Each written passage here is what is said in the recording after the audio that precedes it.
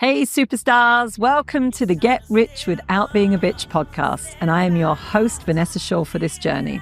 We're going to be challenging some stereotypes, shattering glass ceilings, really looking at what it takes to live richly and to design a business that's going to support the life that you really want to be living.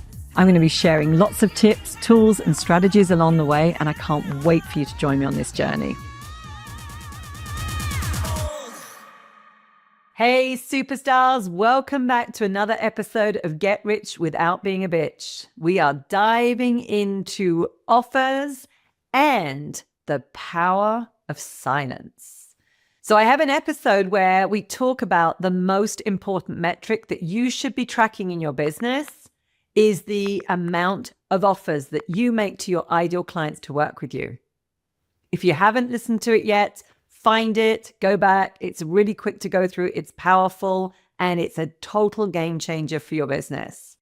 But here's where I want to go to today is that oftentimes in these conversations with our perfect prospects, let's face it, we can get a little bit awkward. We might get a little bit overexcited. We may get a little needy. We think we need the sale.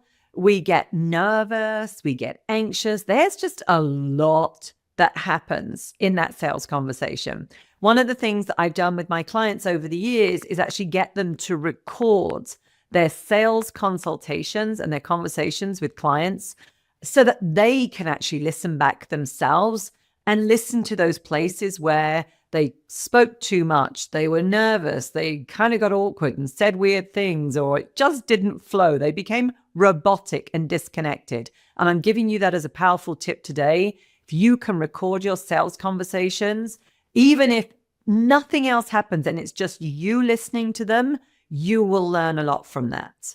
So where I want to go to with that though is the power of silence.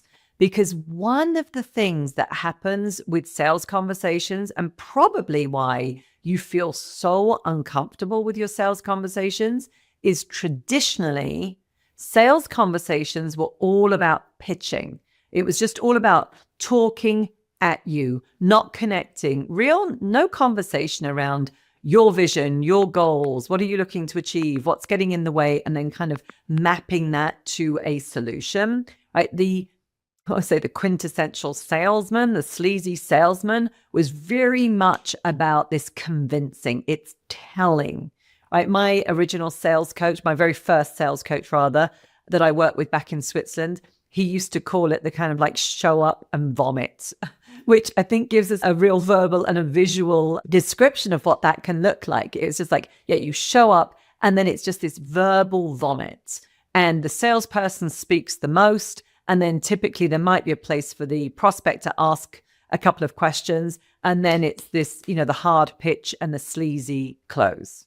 This is not how women do sales. We much prefer a consultative selling process.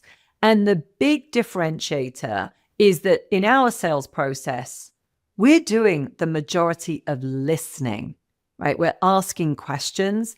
And I would say, as a rough rule, you want to be looking at 20 to 80 or 30 to 70. So what that means is 20% of the time, or maximum 30, you are talking.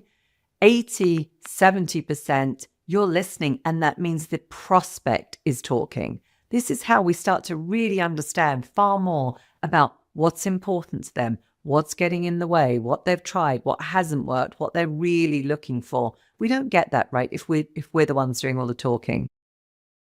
Now, when we come to that place of making an offer, and again, this is probably the place in the sales conversation where things get the most awkward. We feel vulnerable. We're putting ourselves all of a sudden on the line. Yes, we are risking rejection. We possibly feel like we've had a really wonderful connection, and all of a sudden we're going to make an offer.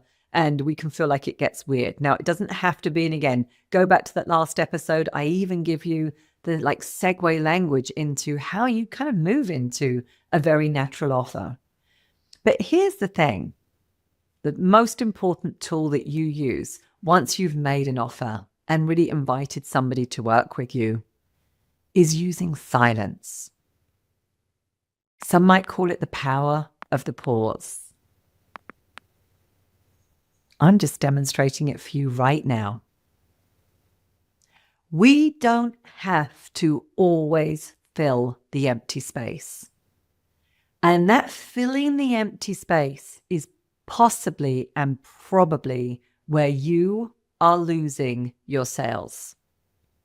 Because you get nervous and anxious.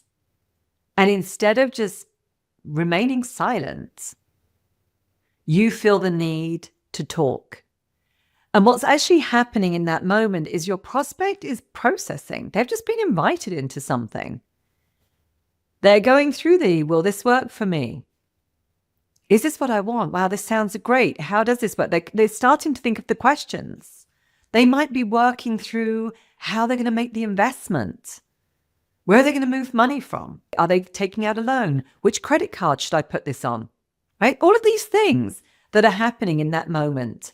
And yet when we cut that off because we feel the need to fill the silence, which really is about you feeling discomfort in that moment, it's your anxiety coming up. That's what that's about. And you haven't learned right now how to contain it so it spills out right into the sales conversation. And frankly, your energy and what you say next really matters. I'm going to be super honest with you. Like 20 years ago when I was doing my first sales, I would feel so awkward in that moment.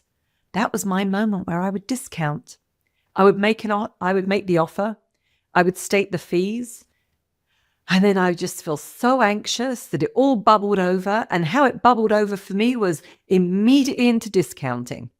Let me give you a special offer, and discounting it. I had discounted my own value right in that moment when the perfect prospect was processing. I was leaving a lot of money on the table back then. So here's the invitation for you. It's to start to practice getting more comfortable with silence. And how long can you hold it, right? Several seconds can seem like an eternity when you are not used to it. And I used to say to my clients, let's keep this simple. State your offer, state your fees, zip it. And then start to even count in your head. 1, and 2, and 3, and see if you can get to 5. But I promise you'll probably feel already pretty ill at ease at 3. But here's what's going to happen. You're going to see some real magic happening. Let me give you a quick story around this, how this worked for me many years ago. I was raising my fees. I decided that it was time to really go for it. I was playing full out and I was quoting. I put together a proposal. I was having my post-proposal meeting with my perfect prospect to talk them through it and then to give them my fees. And this particular proposal was for $54,000 for 6 months of private coaching. It was a corporate coaching assignment.